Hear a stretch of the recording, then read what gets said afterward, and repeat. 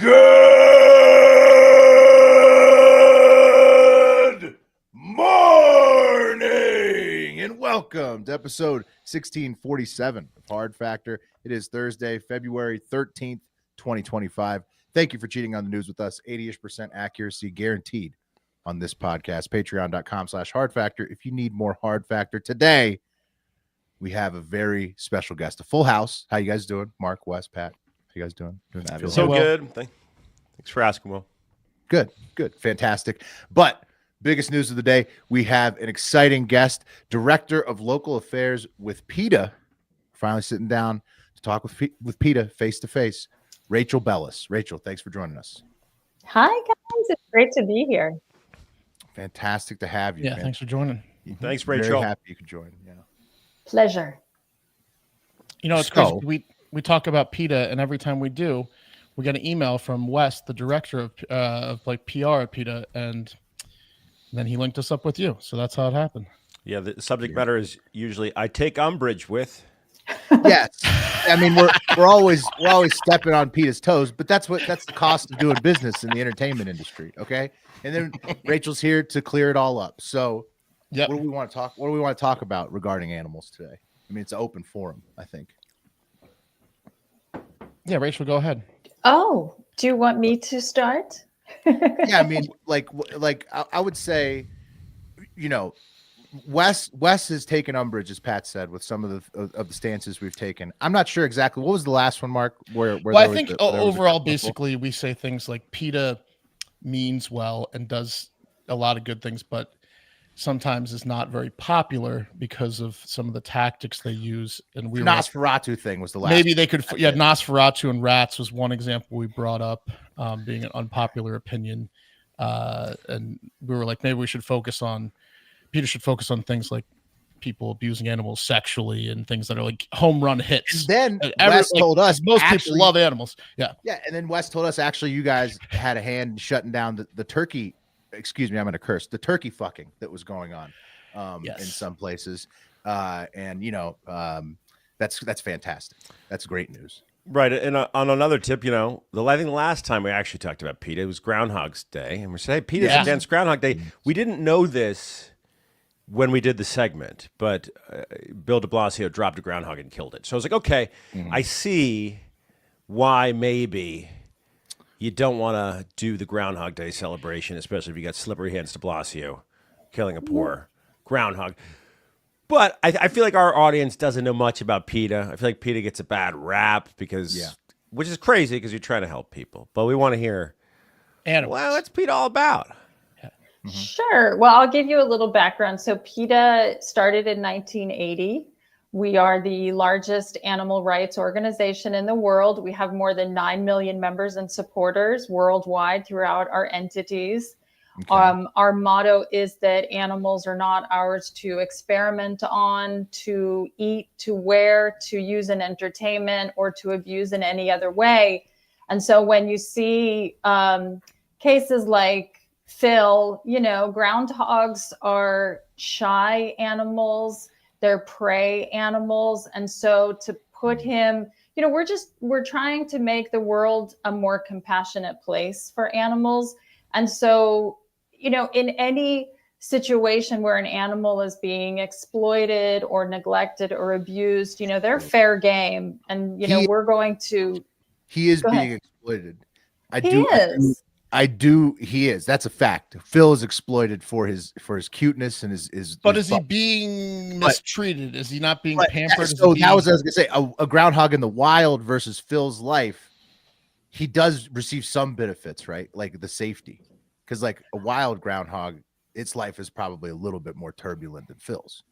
Well, I mean, but we don't know that. I mean, he just wants to be a groundhog. And so we should let him. And, you know, in this day and age, we don't need to use animals in that way. You know, we don't need to bring them out at football games. We don't need to have live mascots. It's really just about, you know, making people think about it. Animals feel pain, fear, love, just the way we do, and we should give them the respect. And it's really, even a small case like that. It's just kind of shedding a light and saying, hey, we don't really need to do this. We don't need to put this animal in this uncomfortable, stressful situation just for our entertainment. Yeah, Will went to LSU. They've got a tiger in a cage down there. Yeah, they True. do. Yeah, He has. And- I mean, it's a large enclosure now. terrible. When I It first went wasn't- to school there, wasn't it was when we very got small. there.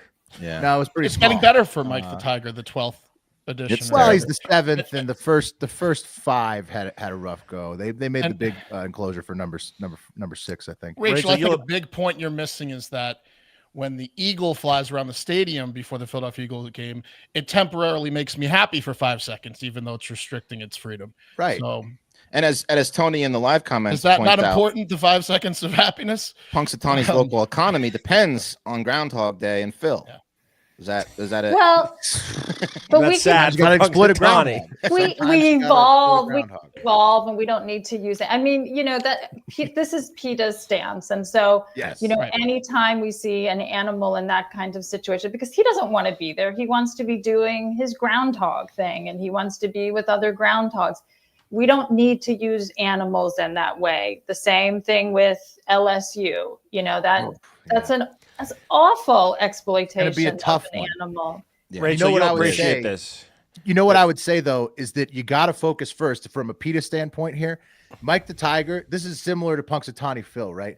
Except for there's a lot of tigers that live at gas stations in Louisiana and Texas, and so those ones have definitely worse lives. Like they're just Yeah. chained to a chain on the ground. That's So Can we like get I would to say Mike the Tiger focus- last? those are the Yeah. primary target. Like because those animals are actually being abused, whereas Mike's life seems relatively nice. Like now that he has the big enclosure and like the nonstop steak to eat every day and all that stuff. But there's like literally tigers who are like chained to the ground at gas stations. Yeah, absolutely. And two wrongs don't make a right. Sure, I but mean, there's like relatively levels too. Sure. It's like some are being like actually fucking abused, and then others are like, yes, they're being held captive, but they're not necessarily facing like actual, physical abuse. I want to get your Yeah. take on this, Rachel. Well, Freshman year lit at LSU. Okay, you roll in there. There's a tiger on campus, and that enclosure was piss poor. I'll be honest with you. Was you down there last year? Way better enclosure, but almost every opinion paper written freshman year at LSU, I'd say half of the class, was why tigers do great in cages. It was like. Well, they got to pretty much- make their own propaganda. It was propaganda, right? It was like Right. they love to LSU, walk you have around. create your own propaganda. That's an assignment at school is to write pro caging tiger propaganda. That's It was really literally weird. part of I was very struck by it. edits. I said, "Come on, guys!" But I'm curious what PETA faces in terms of misinformation, right? That might be worth correcting for the good record, example. right? I think sometimes you see things and you're like, "Hey, that seems all right," but maybe it's not all right in PETA's opinion. right. I mean, anytime an animal is used for entertainment, like the tiger, like Phil, that's our information is accurate. That animal doesn't want to be there. They're only there because they're being forced to. And even if it's a big enclosure, that tiger wants to be with other tigers and doing his thing, not in a cage so I that wish people Mike- can look, stare me at more than him. anybody wishes Mike could have sex. I'm sorry. I am very sorry about that. Do tiger things, right? I mean, right. it's not right. And so we want to bring awareness, and we get press on these kinds of things, and obviously the tigers that are living at a gas station are awful, and in the roadside zoos, and we also go after and call out people like that, and we try to get those animals out of those awful situations. But it all matters. It all matters as to how we're taking care of animals and how we're using them. And PETA, we walk the walk, we talk the talk, and it's not right to abuse or have any animal in that kind of situation where they're not being allowed to be themselves and in a natural setting. What about dogs? Dogs seem to love to be exploited. They do. I mean, a dog. A lot of doggy actors. You give it a task, and it's happy to do that task, no matter what it is, and whether it's finding someone stuck in an avalanche, or being the bulldog, The mascot of Georgia. Right? Exactly. Yeah. The mascot? Well, Well, so, that's yeah, sort there's of used for entertainment. Right, but right? okay, I do want to dial in on dogs. It's a great point because you got Yeah. Mike the Tiger, easy to see. We'll give you tigers and cages. Let's move on to dogs. Easy to see.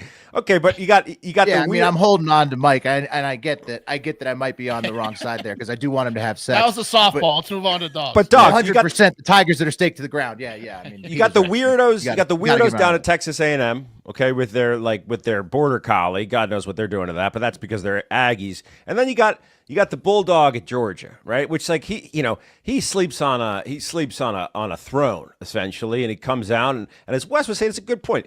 A domesticated animal, right, only wants to please its owner, right? It's I guess its nature has been bent slightly, right? So in that instance, how do we feel? How do we feel about the bulldog down there? We couldn't release our dogs into the wild where they might belong. Not because dogs. they would just be slaughtered. Right. I mean, I have dogs, most of the folks that I work with, we have companion animals and we treat them as family members. And that's how we want all of our companion animals, whether it's your cat, whether it's your dog, whatever ever kind of companion animal you have at home. We want them to be treated as part of the family, not put in stressful situations, not being used for entertainment.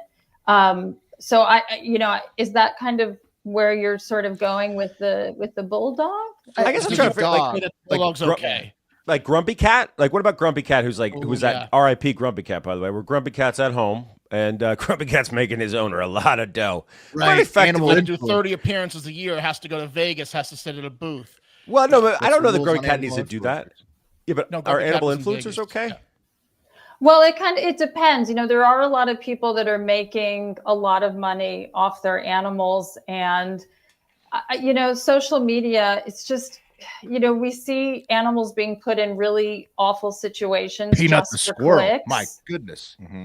The squirrel. Peanut the squirrel. I do know. Nationwide shocker.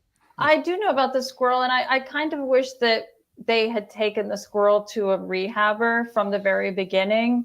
It's sad what happened to him, but when we find wildlife, they're not supposed to be indoors with us. They're not domestic animals. They're wildlife, and they should be with people who are experts in taking care of wildlife. And when people call us and they found like an injured bird or a baby squirrel in this, and they want to take them home, we always, advise them, call the rehabber, because they know how to take care of them and they know what to do so that they can be, let go into the wild again. People who live out further into the country, it's really common to have like friendly raccoons, friendly squirrels, stuff like that, where just because, they pick up scraps or whatever from around the house, they get accustomed to the family, and it's really, really common. It's not like an uncommon thing. It happens naturally in nature as part of the interaction of our houses with animals. So, Peanut, it's a heartbreaker. Man. They felt a connection to Peanut. Maybe it was best to take it to the rehab center. It definitely wasn't best to euthanize Peanut. They sent a message with Peanut. They did. I think that some of Peter's stances have changed. I don't want to say loosened, but shifted a little bit. And obviously you'll know more than me, but like 20 years ago, Ingrid was saying things like there shouldn't be any companion animals, right? All animals should be liberated, cats and dogs. I might be wrong there, but basically there shouldn't be pets or companion animals. Also, like we mentioned something about throwing blood on people, and Wes corrected us, like that hasn't happened for like 15 to 20 years. So like what are some of those misconceptions? PETA is okay with companion animals, and what type of companion animals, and what are some misconceptions about PETA with the blood throwing and all this stuff? Well, I think that quote from Ingrid, if I'm not mistaken, was taken out of context.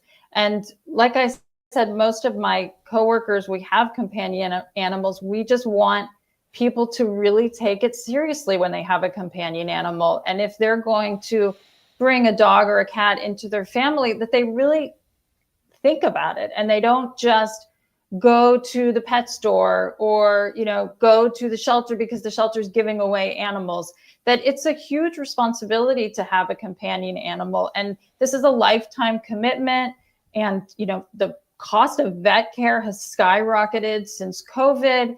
And so people, it's not just, having food or being able to provide shelter. It's about taking that animal for vet care a few times a year, or, God forbid they get sick and you have to take them to the vet, and having time to, entertain and to spend time with them. And, I work in our Norfolk office, which is PETA's world headquarters. And we have a local sorry? Virginia. He's on VA. Yeah, y'all are from Virginia. Yeah. That's so great. That's awesome. Well, you'll have to, if you visit your families, you'll have to come and tour PETA, come and visit us. We have a beautiful spot right in Norfolk on the Elizabeth River. And we have a local program that goes into low income and underserved areas of southeastern Virginia, northeastern North Carolina. And we help people with their animals. And we see so many chained dogs, dogs that spend their entire lives on a chain 24/7, every minute of every day. It's freezing cold here and they are out there. And so, when we say that we want people to have companion animals, but we want them to treat them like family and to take care of them. And unfortunately, our shelters are bursting at the seams and there just aren't enough homes for all of these animals. And, we need to stop breeding. We need to shut down these pet shops from selling animals and have mandatory spay-neuter ordinances because, go ahead. Yeah, but feral cats really throw a wrench in that whole thing, right? I mean, it's a tricky situation, right? Like, how do you do cats and dogs specifically where like kind of like a population type thing in the U.S. or whatever? Like, what if everyone didn't do breeding? I'm a rescue guy, right? But you stop the breeding, but then every cats and dogs spayed and neutered, then there won't be any more cats and dogs. So like, where's the fine line? You're never going to get rid of feral cats. The fact is that most cats are feral. So. Well, Rachel sighed deeply when you said feral because it sounds like there's a specific that you touched on something. What's up with the feral cat? What is it called? A homeless cat? What is it called? Oh no! Feral cat is good. It's just that people let in Norfolk. Their cats... It's a Pharrell cat. Sorry, come on, Virginia Beach, Neptunes. I'm sorry, you said. They canceled something in the water, by the way. They're not doing his. I heard it's sad. Yeah. Feral cats, it's a tricky situation and people are very passionate about it. They think that cats can and should roam outside, but we disagree with that. We think that cats should be indoors where they are the safest and the healthiest. They are the safest inside, but the thing about cats, this is what makes it so difficult with cats, right? Cats love being outside. It's a fact. Cats love to be outside. So keeping them inside, to me, is a little unethical because they love to be outside. Well, they've been domesticated a lot less than dogs. To be outside. It's only been a couple hundred years. Did that video? No, not even, dude. Feral cats have been around since the last ice age, 10,000 years ago. No, I'm saying domesticated from the cats. west. Domesticated cats. I'm saying we've domesticated dogs a lot longer than cats. That's domesticated cats and domesticated and feral cats are the same thing. They've been around since the last ice age, 10,000 years ago. They descend from the African wildcat, which came into being in the wild 1 to 2 million years ago. So in their DNA, cats love to be outside. So it's a difficult one because, dude, like my cat would not want to live if you couldn't go outside. Yeah, did that video go around PETA of those cats in China where somebody put a GoPro on the cat and you're just watching a cat all day, like messing with other cats and punching the cat, and then the cat's it's full cat. When you're watching, you're like, this is what a cat wants to do. Yeah. Secret life of cats. Hunt. I know, but when cats are outside, like you said, they like to hunt. And so they kill, outdoor cats kill billions of wildlife every year. And it's not because they're hungry. It's just because they're predators and they kill them. Cats that are out. They do eat it. But they don't, like your cat who's roaming outside is not lacking for food, I'm sure. And so they're but he still eats a bird he still eats a bird or a mouse if he gets but that's kind of cruel because they shouldn't be outside, and I have a cat. It's what he loves to do. But it's not safe for them. It's his favorite thing. Well, let Rachel answer, then you answer. Yeah, geez. No, it's okay. I have a cat. She lives inside because, having cats outside, first, they can get hit by cars. They're people who have feral cats or have feral cat colonies, they're outside in all weather extremes. They are susceptible to disease. Also, cats are roaming onto people's properties, and there are a lot of people that don't want cats on their property, and they have a right to that. What if you're cool with your neighbors and they know that it's your cat and they're cool with the cat, and the cat is inside like 90% of the time and it just goes outside to do the thing it loves most? I mean, Willie, I'm not going to tell you how to take care of your cat, but, as far as what PETA has seen and our stance on it, we think that cats should be indoors. Wouldn't a tiger do the same thing if you let it out of its cage, though? It'd be susceptible to disease. It would kill other things. It would go onto people's land. Well, I mean, I think that's kind of different, right? Like an Ohio tiger, or like a tiger, you know what I mean? Like an Indian, like a tiger around the Indian village. Yeah. Oh, well, that would be pretty dangerous, I think. Do you guys have PETA in India? We do. Yeah. We do have PETA in India.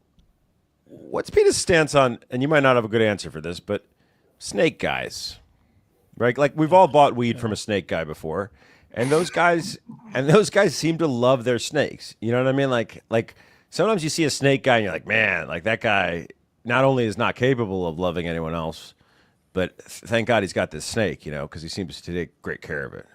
You mean like the long snakes that are in the aquariums that people keep as pets? I'm just like thinking like a snake guy, like like the first time you bought a dime bag, you went over to a guy's house, he's got a snake, he's like, check this snake out. He's like, this is my partner, and he loves that thing. And then he's like, do you want to wear it? Do you want to wear it? And you're like, I don't know. Exotics? No, I mean they shouldn't be pets, and I think most people don't know how to take care of them. And I've never bought a dime bag, so I don't know. I've never been in this scenario before. You buy in bulk. They say now. But what do you do with all these discarded pets, right? Because well, I mean, there are rescues.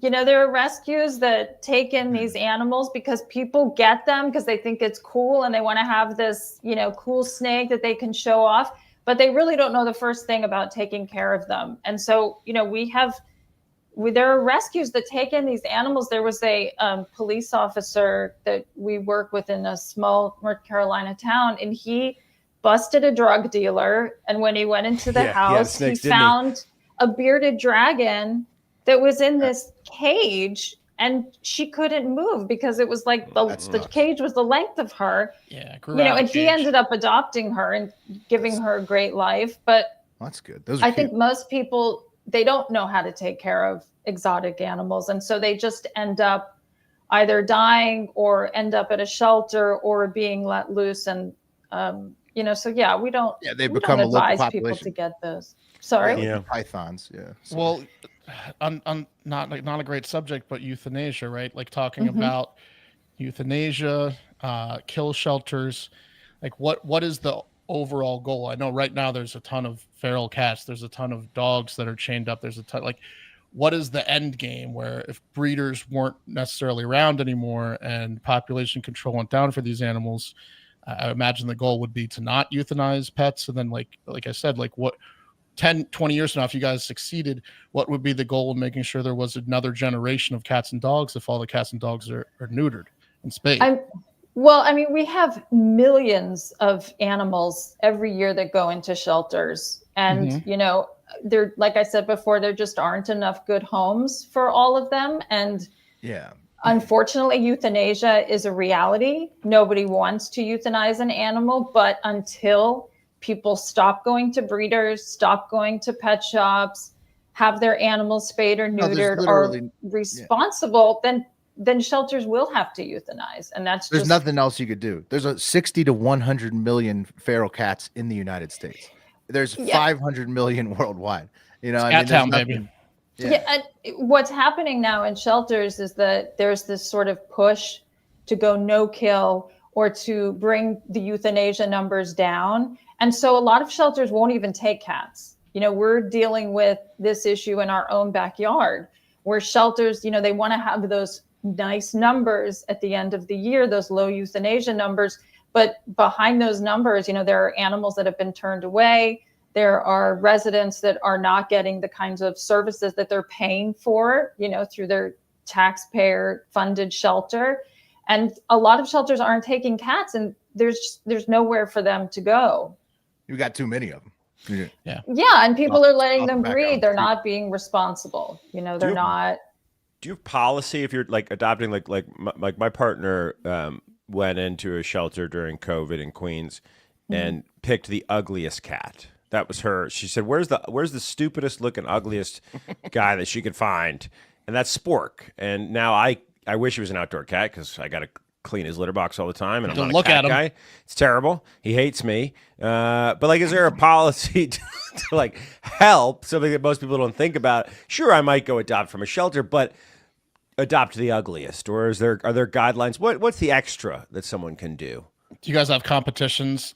Like whoever adopts the ugliest gets an award, like right? Or the stupidest, or like no. I mean, we always, hope that people will go to shelters, and if they will open their home, for example, to the senior dogs or cats, because they're the ones that, they don't get adopted as quickly, and they might sit in a shelter. And, these are animals that have probably been homes for most of their life, and for whatever reason, they've been surrendered to the shelter. So, yeah, I mean, if people can open their homes to a senior animal and give them the last few years of their life in a loving home, that's always a wonderful thing to do. For now, I mean, that's the only solution, though. Yeah, because let's talk about animal research. I've got a honey shirt on. This is my rescue beagle. We all know about the sandflies. What's up with animal research? I've seen some things, maybe again changing the tune a little bit if it is for the benefit of human medicine and proven to be. Like, that's the sensitive subject, right? Like, I've seen things that like 90% of medicine for humans is through animal research. So if you get rid of animal research completely, that might be bad for medicine. So like, what is mice, right? Like, yeah. Well, what is PETA's stance on animal research, and what type of animals and what type of research? We are totally against it. We're totally against it.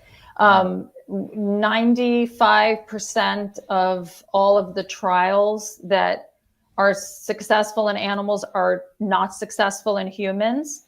We know 5% are. Well, I was actually talking to a coworker yesterday that works in our laboratory investigations department, and she said that when you are experimenting on millions of animals, some things are going to work, and that's just because you're experimenting on such a high quantity of animals. Right. But there are so many new things, better ways that, we can find cures to diseases, and I mean, a lot of the experiments that they're doing on animals are such a waste of time. For sure.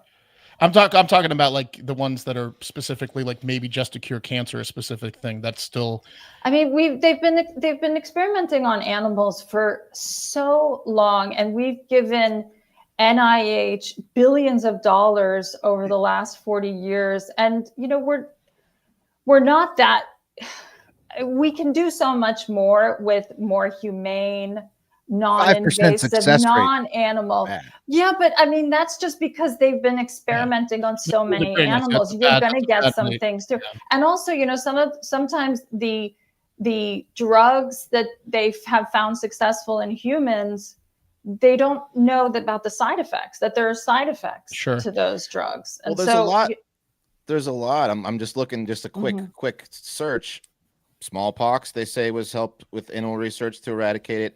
Heart disease, where you experiment on different techniques, surgical techniques to cure heart disease, was done on animals. Diabetes, tuberculosis, insulin, polio. All these things are pretty big diseases that apparently. Right. What's the alternative? I think we would all not want animal research to. Certainly not for bullshit that has nothing to do with curing big diseases. Absolutely not. But like, what would be an alternative? So there's AI. There are robotics and things like that that you don't have to use animals. And we have scientists and doctors that work with us that are trying to push these methods forward. We have a bill in Congress right now to sort of stop funding animal experimentation overseas, because in a lot of these countries, they don't have we have the Animal Welfare Act. In a lot of these countries, they don't have any protections for animals. That's the beagles, right? Right. And yeah, in Virginia, I don't know if you remember a few years ago, we did an undercover investigation into Envigo.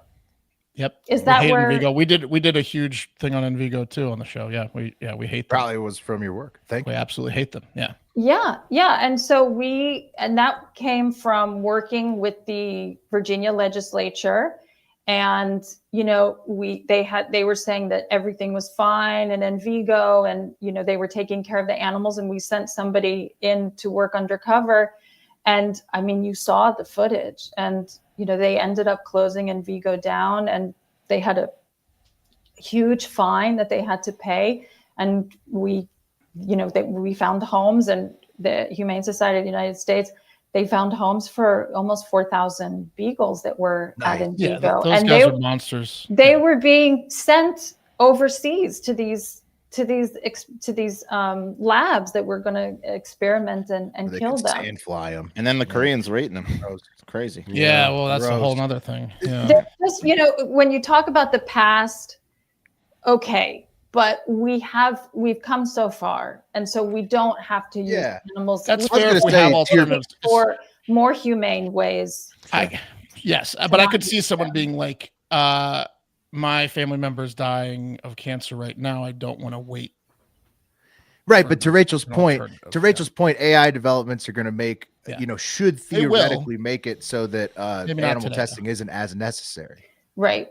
And that's what we're pushing for. Looking to the future, if you could, this would be super helpful. If you could identify who of these four people are PETA's public enemy number one. If you were to put a public enemy number one on these four, you have Pitbull Guy, Crazy Cat Lady, exotic pet traders, or Purdue, or any meat producer. Who would you rank as the worst of those four public enemy number one? You got Pitbull Guy, Crazy Cat Lady, exotic pet traders, or Purdue, or any other meat producer. They all sound who's the Crazy Cat Lady? Well, Crazy Cat Lady is a lady that has 90 cats in her house. She's got 90 in her house. So she's a hoarder. My preciouses, they're her preciouses. She doesn't let them out, but they get out through a crack in the floor. Right, she lets them breed for 20 years. Doesn't deal with it. And who's the Pitbull Guy? You know who Pitbull. Well, Wes, chain dog. Yeah, wants to look cool, just like a snake guy wants to look cool by getting the multiple dogs in the back. Neglects it. He's got cages out back. If one of his dogs, his name is probably Austin. He says, "Hey, Austin." Probably bit a toddler. Probably killed a neighbor's dog. Those guys. Okay, I'm not going to put them in order because we have people that are working on all of this. So hopefully we can take then do it by how many resources you have on it. Then we'll be able to know. Yeah. What research? Divide it by how much research and energy you're putting in it, priority wise. Who's the greatest threat right now? Who gets the most? I think they're all hurting animals. So I don't know Purdue, who the worst one. I mean, Purdue is obviously killing millions of chickens every year and stuff. But I mean, they're all awful. They all need to be tackled. Has there ever been a scandal in your office where someone was caught eating meat? Like they were just they thought they could get away with it, and then they're like, said it was an Impossible Burger. Yeah, they said it was an Impossible. Then you're like, take a closer look, and you're like, Jim's eating a burger. I know that smells like meat. Yeah. Not that I know of. I've been to restaurants where I've asked for something vegan and they've given me meat. Yeah, and that happens. I was so angry. No one's been ousted from the office yet. Not that I know of. Not that I know of. Does PETA have a stance on? I know there are some tribes that traditionally have consumed human meat. Is there it's so rare? Does PETA have a stance on the consumption of human meat or cannibalism? I don't think that's something that we take a position on. I'm just curious if, and then I'm just curious. Has anyone shown up with a leather belt by accident and been like, oh damn it, and had to go home early, Not that I know. So I work in cruelty investigations, and we all know where. So you're looking at horrible images all day. Yeah, I mean we know where everything comes from, So I don't think anybody in my department would make that mistake. And I don't think that anybody else at PETA would do that. What's your drink of choice after a day like that? Yeah, that's a tough day. We know it's not weed, apparently. I'm teasing Rachel. Rachel, what's the this? I know this isn't your department, but maybe you know. Who is there? Like a person specifically assigned to putting together the nudes? The nudes for the new campaign. Well, I'd rather be naked than wear fur. Is that right? Because there's one thing I love about PETA other than animals is the nudes. I love the nudes. Oh yeah, I'm sure you guys love those. So does someone? Is there like someone? Campaign. Is there like a sleazy guy or gal in your office who's like, look, I'm just here. I set up the nudes. I don't care about the animals. Like, how about we get Pat's offering, by the way. I'm just making these damn calls, asking who wants to do the nudes. Yeah. We have a communications department, and they work with the celebrities and the influencers, and they handle all of that. I'd rather go naked than wear fur. All of those. Yeah. Nice. Yeah. I got a bunch of them on my wall.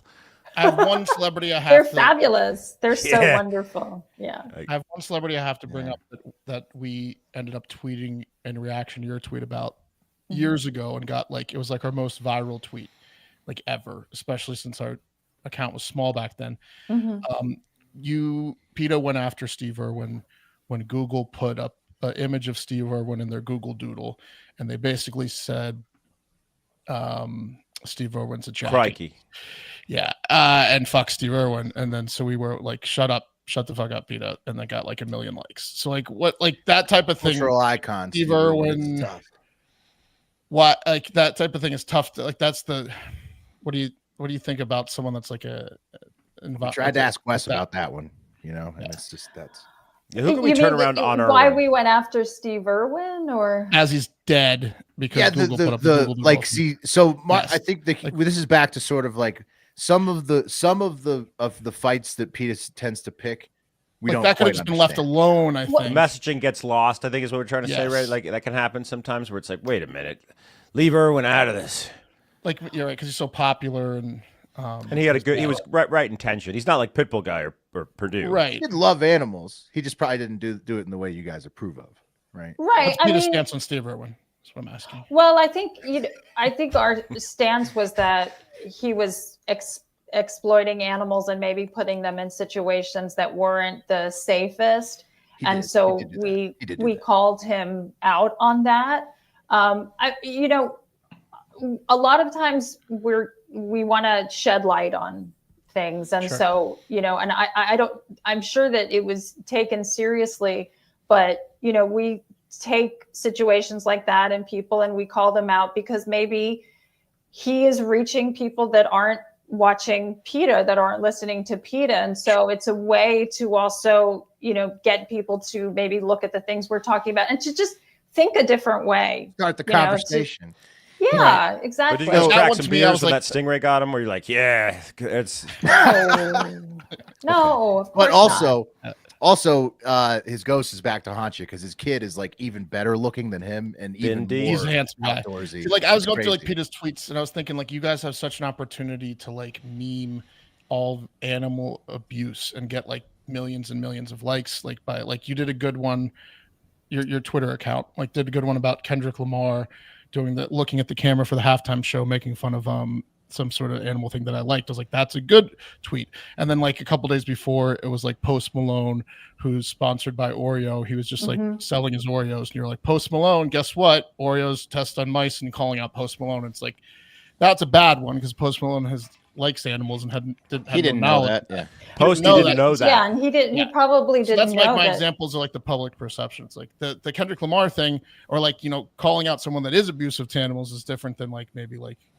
I understand what you're saying because Post Malone's got a different crowd too, but yeah, I mean, if somebody like Post Malone, I'm sure that he didn't know that Oreo was testing on animals, and so now he does know, and maybe he'll take a different point of view or stop working with them. Maybe. But all of these folks, whether they're wearing fur or feathers or leather or exotic skins, it's our job to call people out and to educate folks on where that comes from, where their leather comes from, where their hamburger comes from, that, these cows are shot multiple times, that they're living in their own, dairy cows, and how they're artificially inseminated over and over and over again, because, cows have to be pregnant to produce milk, and their babies are ripped away from them. And so all of this, we put the information out there. We put the truth out there. How about this? Cheese Here's is one so good, though. Cheese is really good. It's really good. Here's one. Cheese. No. Vegan food has come such a long way, and what about is good? The fake meat's good, but not vegan cheese. Not there yet. I'm sorry. That's your hammer. I make my own vegan cheese. Okay. Oh, well, you have to send me some, because I've had some pretty bad vegan cheese. Yeah, way too much time on your hands, Rachel.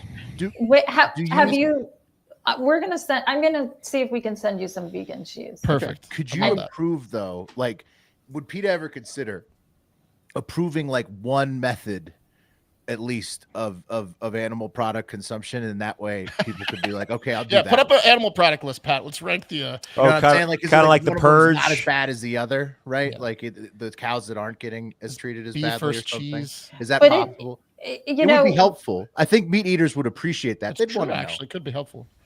Yeah, but they all end up at the same place. They all end up in these slaughterhouse. Some of them maybe would be happier another way. I don't know. Some people would appreciate it. But the vast majority are living on factory farms, and they're being abused. And like we were talking a little bit about the turkeys and how they were being, stomped on, and doing disgusting acts, and so that is what's happening. And those are just the ones that we're hearing about, and that whistleblowers are coming to us with this footage.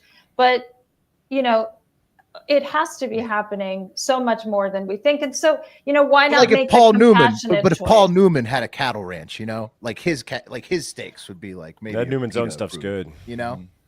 Like he's a good guy. Besides the steaks, Rachel? What's your? I'm just a meat eater trying to dream of a world where we all chase the same goal. I mean, the majority of our meat comes from factory farms, and these animals are living in horrendous conditions, and so it's if you can take meat off your plate, even once a week or twice a week, you're saving lives, and that's not much to ask, really. Yeah, that's fair.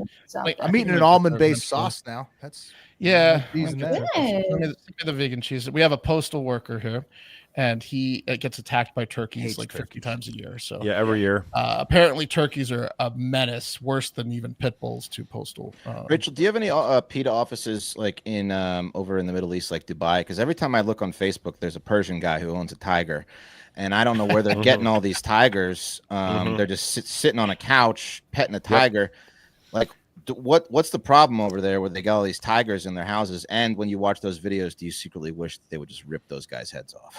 And Arab guy, probably. Arab guy. That's what I mean. That's terrible. No, we don't have an office there. We have offices obviously in the United States, in the UK, in Asia. We have affiliates in Australia and in Germany, but we have an office in Germany. I think it's terrible. I mean, these poor animals, that are being kept, and I guess it's like a status symbol or something, it's just awful. They have no business being kept as pets.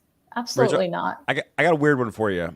Because I'm imagining, like, when you're in an industry, right, that you're like exposed to stuff that people don't want to know about, like on the subject of meat, we're talking about like a lot of meat eaters. When you start to think about, when you read, like what was that Upton Sinclair novel, you're like, oh, don't want to read that. Is it hard to like for people in your office and PETA in general, like to date someone? Like if you go on a date, like you must be thinking like, man, there's so much that I know that you don't know, and most people are not. Yeah, do you get up and leave? Do people get up and leave on a date? I mean, it's like a pretty. And they're going to try to like, you know what I mean? They're going to try to like mind the PETA P's and Q's, but how does that work? Picks you up in an Audi with full of leather seats. Yeah. Is the date over then when they pick you up in a leather seated car? It's got some Persian guy. No, because a lot of people don't know, and so I mean, when we're in our office, obviously we're in a bubble because we're surrounded by people who think exactly like us, and we're like-minded. But being around people who think exactly the way you do is kind of boring. And so you're in the world, and you just talk to people, and you may not agree with everything, but you can find common ground. And we don't want to police people. We want people to come to us and see us as a resource and not scared. There's a lot of misinformation, a lot of disinformation about PETA.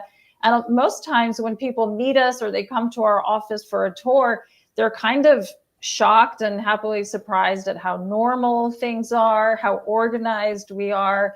We're just, normal people who love animals, who are passionate about animal rights, and we want them to live in peace and be able to be animals and not be. Dating's hard, right? Like is there a word for convert? Like vegans. Like, is there a lot of like things overheard in the office? Like, and then he took me to a rodeo. I can't believe this guy. Like, do you have a ceremony for someone that stops eating meat? Like kind of like a birthday cake. Yeah, look, my boyfriend stopped eating cake or stopped eating meat. He gets to. What's the word? What do you call him? What's the word? Yeah. Dead meat. As somebody who stops eating meat. Like if you're converting to Judaism, right? Like, do you have a ceremony for someone? Well, that maybe stops eating meat? We'll send them a basket of delicious vegan food or something like Indian that, or send them a cookbook, or congratulate them. Right. Yeah, I mean, when you go to jail and convert to Islam. It is wonderful. Every time that somebody takes meat off their plate or dairy, it's a great thing. And you do seem very normal, and we do support. Thank you, Ray. The treatment of animals, good treatment of animals. But with an organization like PETA and its history in a large office, are there a couple people in the office where that like on the weekends they take it too far and they come in with maybe a little bit of burn marks because they're they're doing a little bit too much protesting that they don't. It's not public. Not there on the. But there's got to be a couple people, right? Where you're like, I bet he's in the ALF or something. The rodeo environment where you can roll your eyes. Yeah. Oh, I don't know. No? You don't have your eyes on anyone in the office that might be a little too extreme? No. I mean, because, that's not necessarily what we want. We want to push I know the you don't envelope, want it. but we don't. Sometimes, yeah. Not that I've seen. Not that I've seen. It's possible come on, the sociology of it. I'm sure someone comes in there every once in a while. We're like, okay. Yeah, okay, Dana, we get it. Get out of here, right? Have you ever done an interview where someone's like, "When are we gonna fucking burn down a building?" Like, have you ever done an interview where someone's too extreme? Someone's gonna burn down a meat plant. Yeah. No. They're not getting the job. Yeah, no, I know they're not getting the job. I'm just wondering if you gotta wait till week one to drop that one. You can't. Yeah. We should call bomb the CEO of Purdue. How about? Right. You got that in an interview?